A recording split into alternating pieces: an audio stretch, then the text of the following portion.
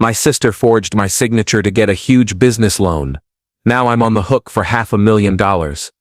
Hey everyone, today's story is going to blow your mind. But real quick, if you enjoy content like this, hit that subscribe button. The channel's been a bit quiet lately, and your support really helps keep it going. Let's jump in. I'm a 33-year-old guy, and yesterday my entire life was turned upside down. I received a formal letter from a bank I've never interacted with, stating that I had missed a payment on a business loan.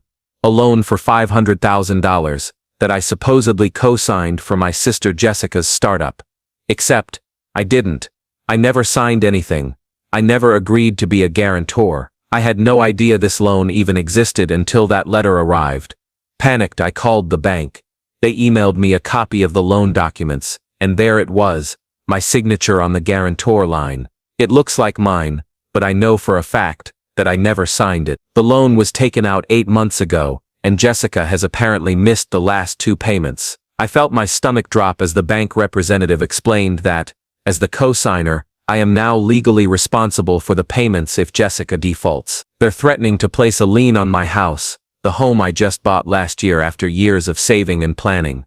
Jessica, 35, has always been the entrepreneurial one in our family. She's started several businesses over the years, a boutique clothing store, a small catering service, and now some kind of tech consulting firm. Our parents have always supported her, constantly saying she was destined for success and that her next big idea would make it big. Meanwhile, I've been the stable one. I work in accounting, save responsibly, and stick to the rules. I'm not saying this to sound bitter. I've been happy with my choices, or at least I was, until yesterday. After speaking with the bank, I called Jessica immediately. She was evasive, saying we'd talk later and that she was working on getting the money. Then she hung up before I could confront her about the signature. So I drove straight to my parents' house, where Jessica has been staying since her last breakup. When I showed them the loan documents, my mom went quiet. My dad started talking about family helping family, saying Jessica just needed a little help getting her business off the ground. It quickly became clear, they knew she had forged my signature. When I pressed further, my dad admitted they had helped with the paperwork because they knew I wouldn't agree if asked directly. Jessica wasn't even there. She had conveniently gone out of town for the weekend, right after I called her. I was stunned. My own family had committed fraud using my identity, putting my financial future at risk, all without my knowledge or consent. I've spent my entire adult life building my credit, saving for that home, making smart decisions, and now all of that could be destroyed. The worst part, they acted like I was overreacting.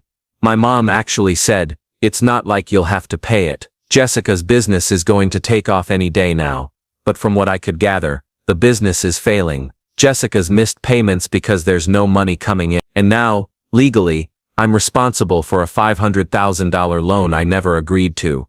I left their house in a daze and called a lawyer as soon as I got home. I have an appointment tomorrow morning. He advised me to gather all the documentation and not to sign or pay anything in the meantime. Doing so could be seen as accepting responsibility for the loan. I barely slept last night. I keep thinking about how my own family could do this, how they could jeopardize my future, my home, everything I've worked for, without hesitation. And for what? For Jessica's latest startup that's already failing. I don't know what's going to happen next. I'm meeting the lawyer tomorrow, and I've also scheduled a meeting with my bank to see if there's anything they can do to help protect my assets. I know I need to file a police report for identity theft and forgery, but the idea of pressing charges against my own sister, and possibly my parents, is tearing me apart. How did I end up here? How do I protect myself without completely breaking my family apart? And how will I ever trust them again? I'll post an update after meeting with the lawyer. Right now, I just needed to get this all out, because I feel like I'm going crazy. Update. 2 weeks later. It's been exactly 2 weeks since I found out my sister forged my signature on a $500,000 business loan, and a lot has happened. First off, thank you to everyone who commented on my original post. Your advice and support helped me stay grounded while everything was spinning.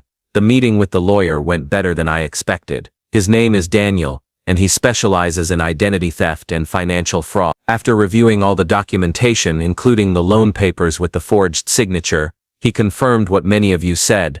I have a solid case for identity theft and forgery. Daniel, My lawyer immediately helped me put together a plan of action, file a police report for identity theft and forgery, contact the bank's fraud department and provide the police report, place a credit freeze with all 3 major credit bureaus, submit a formal fraud affidavit to the bank, begin the legal process of removing myself from responsibility for the loan. The hardest part was filing the police report. I sat in the station for nearly an hour, trying to bring myself to do it. I kept thinking about Jessica, my parents' family holidays, shared memories, but then I remembered my house, the one I spent years saving for, and how it was now at risk because of their choices. Eventually I filed the report, naming Jessica as the person who forged my signature, and identifying my parents as potential accomplices, since they admitted to assisting with the paperwork.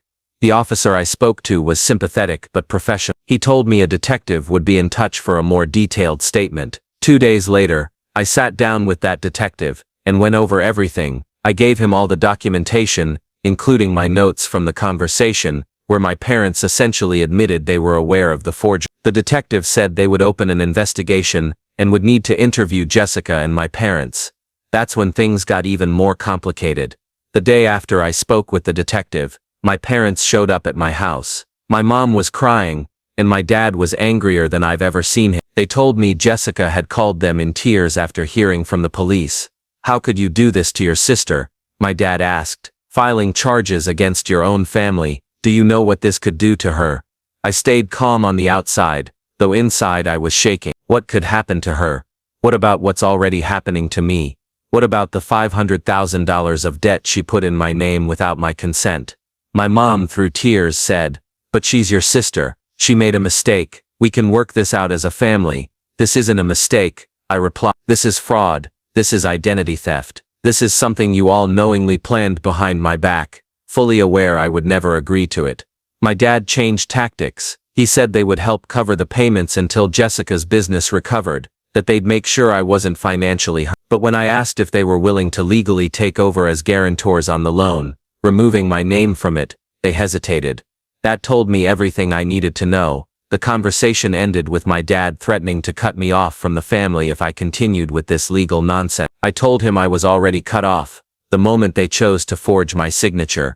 Not long after they left, I started receiving a flood of messages from extended family. Apparently, Jessica and my parents have been telling everyone a different version of the story, that I had verbally agreed to co-sign the loan, and was now backing out and sabotaging Jessica's future. It's shocking how they've flipped the narrative to make me look like the villain. Thankfully, the bank's fraud department has been very cooperative. After reviewing the police report and the fraud affidavit, they opened their own investigation. They've temporarily paused any collection efforts against me while they investigate. A huge relief. Daniel, my lawyer, says that's a promising sign, though he warns that these investigations can take time. He's also helping me prepare in case Jessica or my parents try to claim I verbally authorized the loan, possibly by saying I gave permission over the phone or in a casual conversation. To further protect myself, I took additional steps. I set up fraud alerts with all 3 credit bureaus, changed every password and security question on my financial accounts, and locked down all my social media profile. I also began gathering documentation proving I had no knowledge of or involvement in Jessica's business. On Daniel's advice, I even started the process of getting a new driver's license number. Most painfully, I've completely cut off contact with Jessica and my parents, at least for now. Daniel warned me that any communication could be used against me, and I can't afford that risk. My mom has left several voicemails, crying and begging me to stop this madness, but I haven't responded. The good news is that my personal bank has been incredible. They've implemented additional security measures across all my accounts, and helped protect both my mortgage and savings while this process plays out. As for Jessica's business, I've heard through mutual friends that it's in even worse shape than I first thought. She's behind on supplier payments and has recently lost several key clients. At this point, it seems incredibly unlikely the business will bounce back and turn a profit. This entire ordeal has been a brutal lesson in trust, specifically that even family can betray you. I keep wondering if there were signs I missed or red flags I ignored, but honestly, I never imagined my own family would commit fraud against me. I'm scheduled to meet with Daniel next week, to review the progress of both the bank's and police's investigation. I'll post another update once there are significant developments. In the meantime, I'm focusing on work, trying to hold on to some sense of normalcy and reminding myself daily, I didn't cause this, I'm just trying to protect what's mine. Update 2. 3 months later. It's been 3 months since I discovered my sister forged my signature, and the situation has taken turns I never expected. Legally, the police investigation concluded 6 weeks ago. Based on their findings, the district attorney decided to press charges against Jessica for forgery and identity theft. My parents were not charged, but they were officially listed as witnesses in the case. Jessica was formally charged 4 weeks ago. She initially pled not guilty, which meant the case was heading to trial. However, her lawyer recently contacted the DA's office about negotiating a plea deal. From what Daniel tells me, the proposed deal includes probation, restitution, and community service instead of jail time. On the banking front, things have significantly improved. After completing their investigation and reviewing the police findings, the bank officially recognized the signature as fraudulent. They've released me from all liability on the loan. My home and my savings are no longer at risk. I can't express what a relief that has been. The bank is now pursuing Jessica and her business for the full loan amount. They've also mentioned they may initiate civil proceedings against my parents if further evidence confirms their involvement in the fraud. I'm not directly involved in that, but Daniel is keeping me updated. Family dynamics, however, are where things have gotten especially painful. 2 days after Jessica was charged, my parents came to my house again. This time, they weren't angry. They were desperate. My mom was still crying, but my dad, he looked defeated. They begged me to somehow make the charges go away. They said if Jessica gets a criminal record, her life will be ruined. I explained, again, that I couldn't simply drop the charge. At this stage, the case was between Jessica, the bank, and the state. The damage was already done, and there was a legal process that had to be followed. That's when my dad made a shocking confession. About a year ago, they mortgaged their home to help fund Jessica's business. When that money ran out and the business was still failing, Jessica came up with the plan to apply for a business loan, using me as a guarantor. My parents, unable to qualify themselves due to existing debt, helped her forge my signature. They genuinely believed the business would rebound, and that I'd never even find out. Now, with the business essentially collapsed, and Jessica facing criminal charges, my parents are at risk of losing their home. They're in their mid-60s and had planned to retire in that house. Hearing that brought a mix of emotions: anger that they were willing to commit fraud against me, but also sadness that they gambled everything on Jessica and lost. After talking with Daniel, I made a proposition to Jessica's lawyer. If Jessica provided a full written confession, one that detailed exactly what happened and who was involved, and agreed to a restitution plan, I would inform the DA that I supported a lenient plea deal. A week later, Jessica accepted. Her confession was detailed and consistent with what we knew. She admitted to practicing my signature for days and forging the documents. She confirmed our parents helped her submit the paperwork. She expressed remorse, whether genuine or just fear-based, I can't say. Thanks to that confession, the bank fully cleared my name and removed the fraudulent loan from my credit report. My credit score, which had taken a serious hit when payments were missed, is now slowly recovering. Jessica accepted a plea deal, 2 years of probation. Jessica has been forced to liquidate her business assets to make partial payments. She now works an entry-level job at a competitor's firm, with the majority of her paycheck going toward restitution.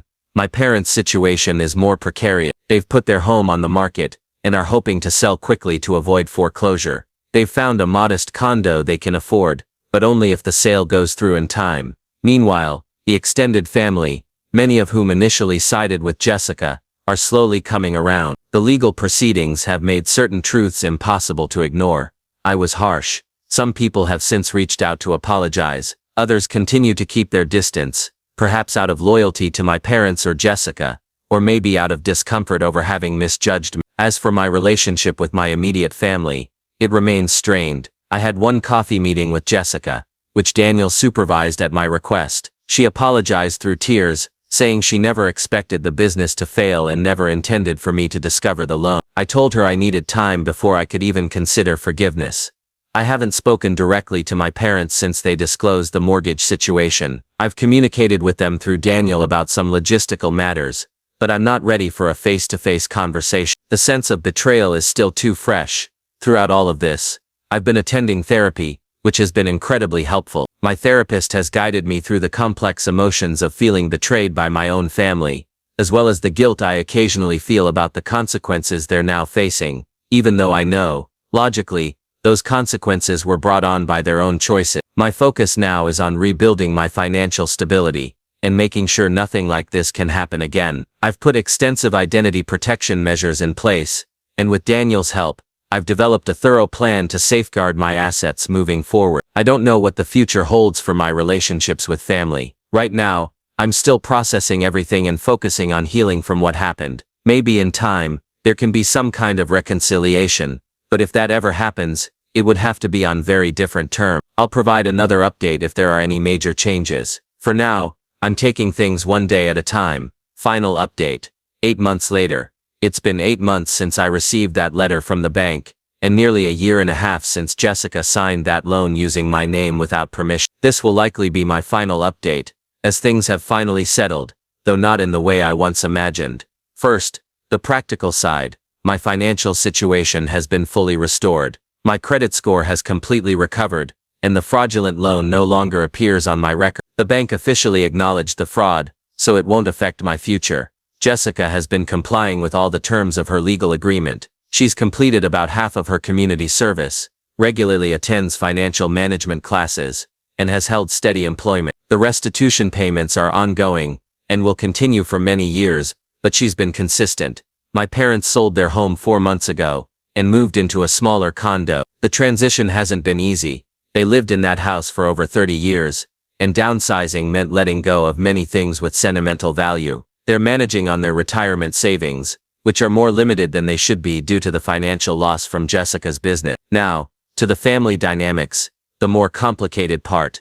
2 months ago, I finally agreed to meet with my parents. We met in a neutral location, a quiet cafe with my therapist present. The conversation lasted nearly 3 hours and was emotionally intense. They began with what seemed to be sincere apologies. My mother broke down multiple times, explaining that they had convinced themselves helping Jessica with the forgery was only a temporary solution, a small mistake they'd fix before I ever found out. My father admitted he'd been blinded by his belief in Jessica's potential, and his desire to see her succeed. I listened to everything they said, then explained how their actions affected me, how the betrayal shattered my sense of trust in our family and made me question my place in it. I shared how I had always felt Jessica was treated more favorably, but I never imagined they'd risk my financial future for her.